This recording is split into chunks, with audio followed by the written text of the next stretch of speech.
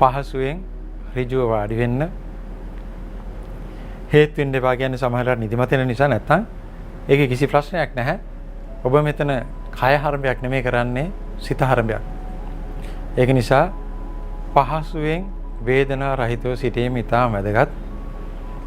අද මම ඔබට කියා දෙන්නේ අලුත් භාවනා ක්‍රමයක්. ඉදිරියේදී මම මේක තව ටිකක් කියා දෙන්න බලාපොරොත්තු වෙනවා. අද කියපු මාතෘකාව ඔස්සේම මේක බොදු ඍෂිවරුන් භාවිතා කරන තවත් අපූර්ව භාවනා ක්‍රමයක්.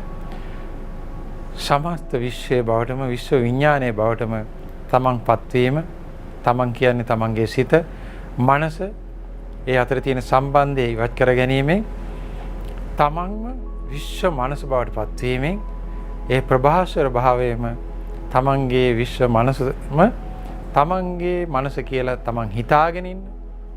එහෙම එකක් නැහැ. සිතාගෙන ඉන්න තත්ත්වයේ ප්‍රභාස්වර භාවයට පත් කිරීමයි. එහෙමනම් මේ සඳහා අපි සිතාගත යුතු දෙයක් තියෙනවා. ඔබ මා සමස්ත විශ්වය කෙරෙහි බලපාන මේ ක්‍රියාත්මක වීම බලපාන දෙයක් තියෙනවා.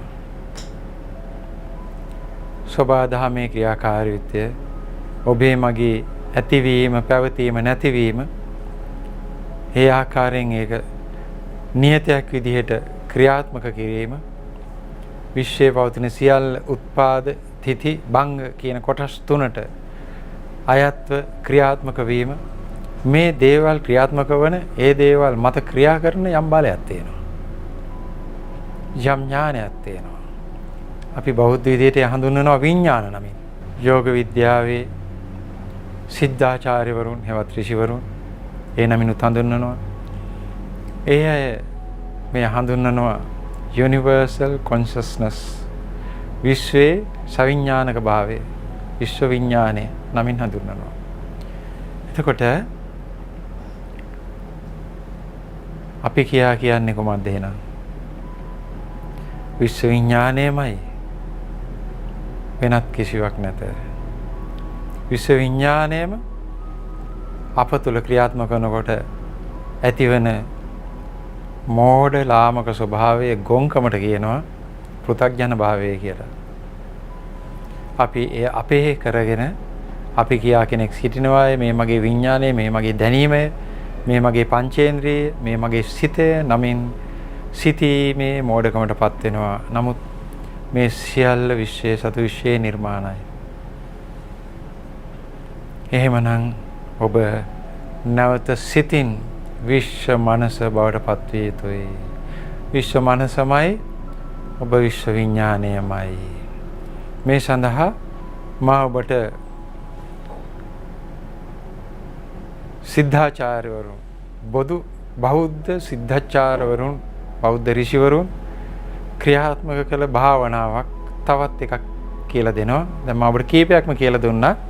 අපි වරින් වර මාරුවට මේ සියල්ල කරමු. ඒක ප්‍රශ්නයක් නැහැ.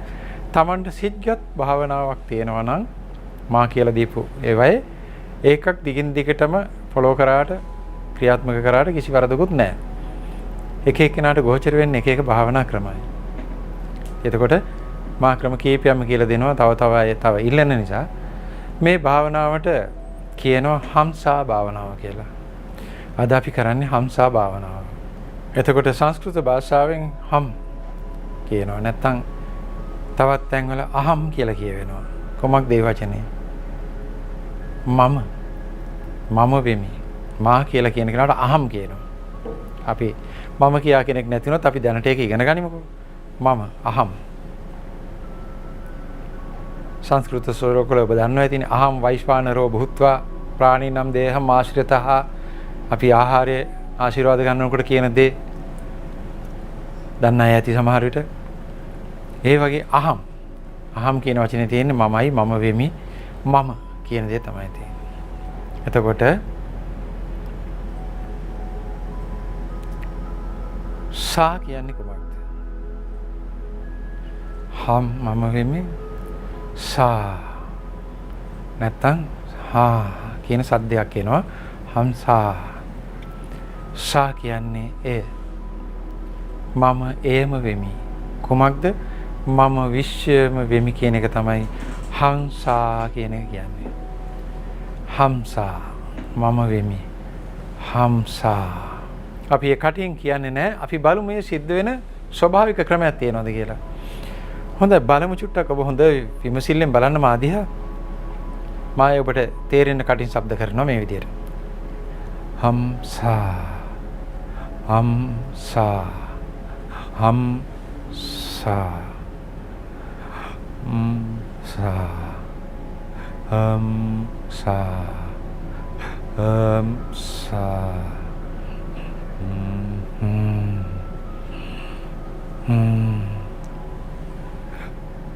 හම්සා හම්සා ආශ්වාස ප්‍රාශ්වාස කිරීමේදී ඔබට මේ හඬ ඇහෙන්නේ නැති මේ බලන්න ආශ්වාසයේ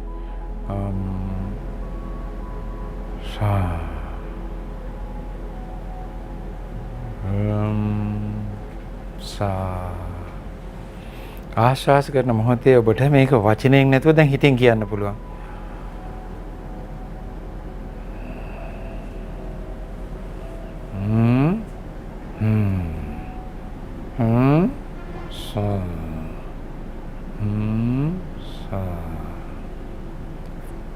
ඒ සිද්ධ වෙන අතරේ ඊටාම ගැඹුරු හුස්මෙන් ඊටාමත්ම හෙමින් slowly මේ කරන්න. එතකොට ඔබ ඒ හඬ එනවා මේ ඇතර අපි හුස්ම ගන්නකොට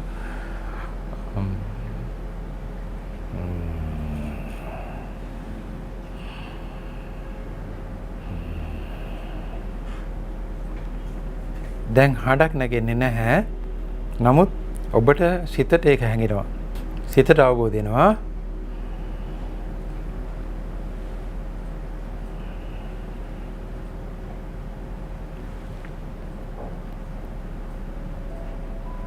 ඇති කරගත යුතු භාවමය සත්‍යය මොකද්ද? භාවමය తත්වය හැඟීම මම එයමයි. මම විශ්වයමයි. මම විශ්වයමයි.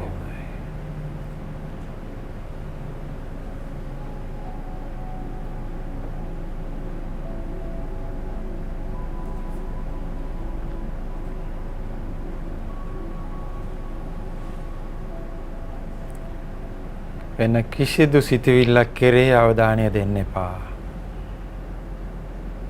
විශ්වය කියන්නේ සම්පූර්ණ හිස් බවයි, ශූන්‍යතාවයි. එහි තුල තියෙන ඔබට නොපෙනෙන දේ විඥාන ශක්තිය විතරයි.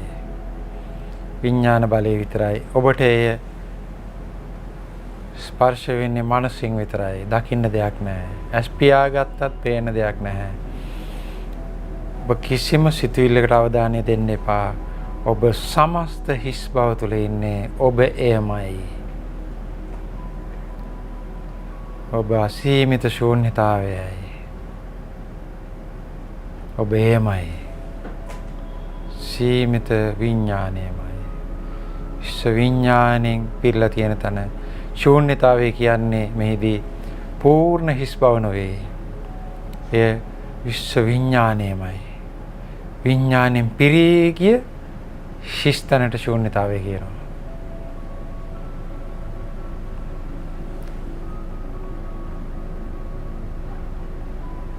විඥානය යනු ඥානමය සංසිද්ධියක් විතරයි. එයත් ප්‍රවේශයෙන් බැලුවොත් එහෙම දෙයක් නැත. ඥානය, දැනුම, ඉන්ටෙලිජන්ස් පමණයි. කිසිවක් නැත. මම ඒ කිසිවක් නැති තත්වයමයි. මම එයමයි. මම ඒ හිස් බවමයි.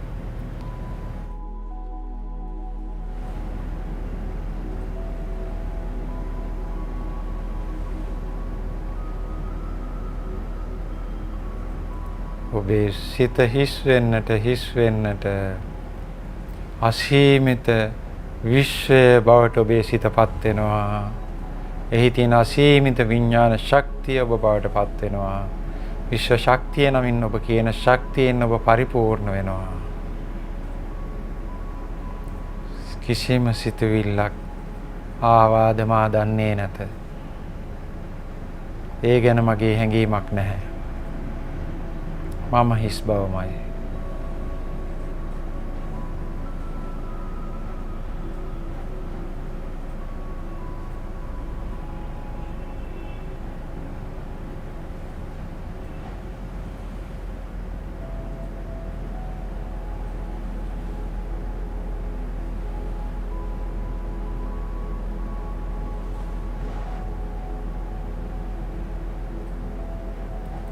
මේ හිස් බව තුළ අපූර්ව සැනසිලිදායක ස්වභාවයක් තිබේ.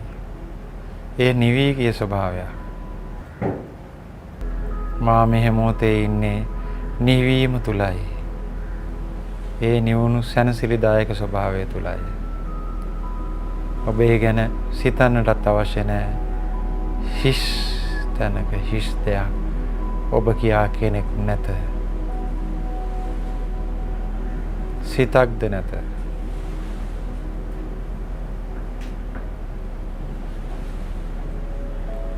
හිස් බව කියා සිතන්නට ඔබට සිතක්ද නැත. හිස් බව විතරයි.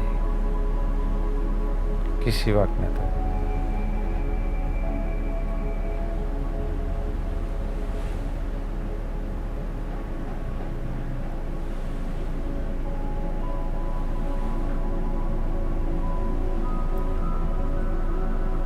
ඇසෙන ශබ්ද ඔබේ කන ඔස්සේ මොළයටයි යන්නේ. ඔබට අදාළ නැත. එයින් ඉවත් වෙන්න. අවධානය දෙන්න එපා. එතකොට ඒ ගනුදෙනුවේ යතු කරගනී. ඔබට ඇසෙන්නට විදියක් නැහැ. ඔබට කන් නැහැ. මොළයක් නැහැ. ඔබ කියා කෙනෙක් නැහැ. ඇසුනොත් ඒ මායාවක් බව විතරක් හිතන්න.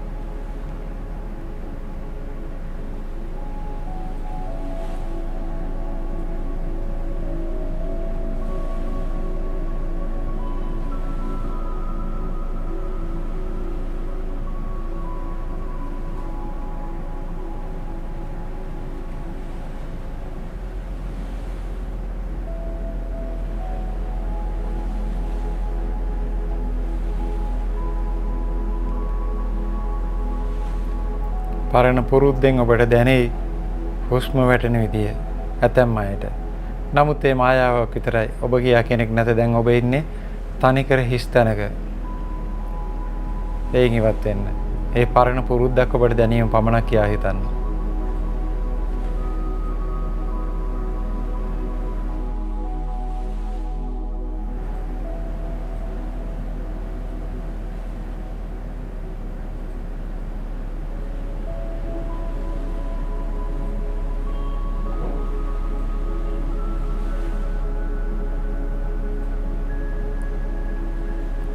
හුස්ම නොවැටෙන තත්වයකටත්පත් වේ.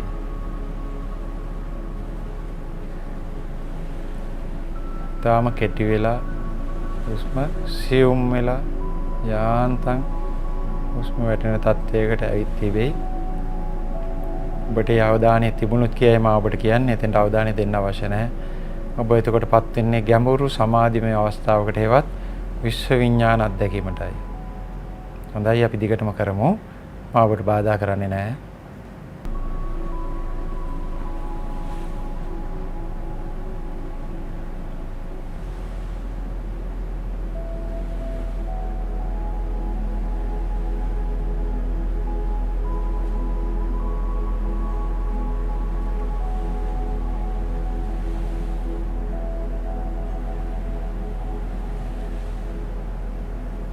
හොඳයි. දැන් ඔබ හිස ක්‍රමයෙන් පහතට හරවලා හිමින් ඇස් අරින්න.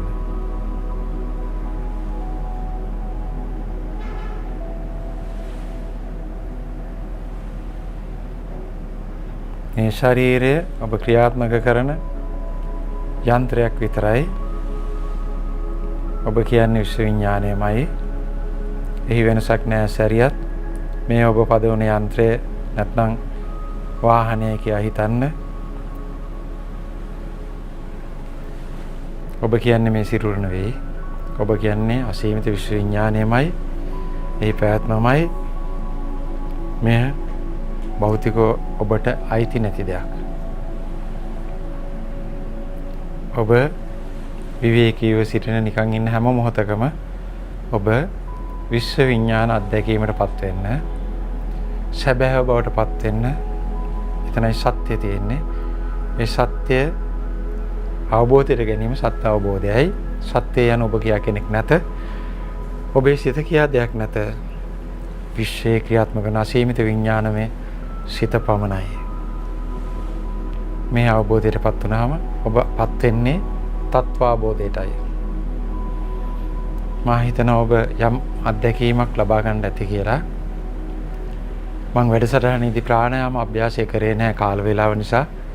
නමුත් සහභාගී වෙනට කලින් මම හැමදාමත් මතක් වෙනවා එහෙම ප්‍රාණායාම අභ්‍යාසය කරන්න. අදත් නිින්දටපත් වෙන මොහොතේ ප්‍රාණායාම අභ්‍යාසය කරන්න. ඒ තුලිනුත් ඔබට විශ්වයේ සමග සම්බන්ධතාවයක් ඇති වෙන ඉතිය ඔබ දන්නවා. එහි ප්‍රයෝජනම භෞතික අභෞතික ප්‍රයෝජන රාශියක් මීට කලින් කියලා තියෙනවා. ඒවත් ඔබ හදාරන්න ඉගෙන ගන්න. නමුත් අද කියලා දුන්නේ අමුතුම භාවනා ක්‍රමයක්, හම්සා භාවනාව. මම සා එය හේවත් විශ්වය. විශ්වය මමයි කියන අර්ථයයි තියෙන්නේ. මේකත් ඔබ ඉගෙන ගන්න. ඉගෙන ගන්න කොයි දේවත් අපිට යන්නේ නැහැ. මේ හම්සා භාවනාව විශ්වය සමග ඒකාත්ම වීමට ඊටාම පහසු, කෙටි, බලවත් භාවනාවක්. ඔබට ඒක අත්දකින්න පුළුවන් වෙයි. ක්‍රමක්‍රමයෙන් ඔබ හම්සා නමින් සිතෙන් වතුරපු දෙය ටිකකින් අතුරුදහන් වෙලා යනවා. ඊට පස්සේ ඔබට හුස්ම වැටෙන එක විතරක් දැනෙනවා. ඒ හැම වෙලාවෙම කියවෙන්නේ ඔබට දැනෙන්නේ මම විශ්වයමයි කියන தත්ත්වයෙන් අවසානයේ ඔබ ඒ தත්ත්වයටපත් වෙනවා. එයයි මෙහි ටෙක්නික් එක.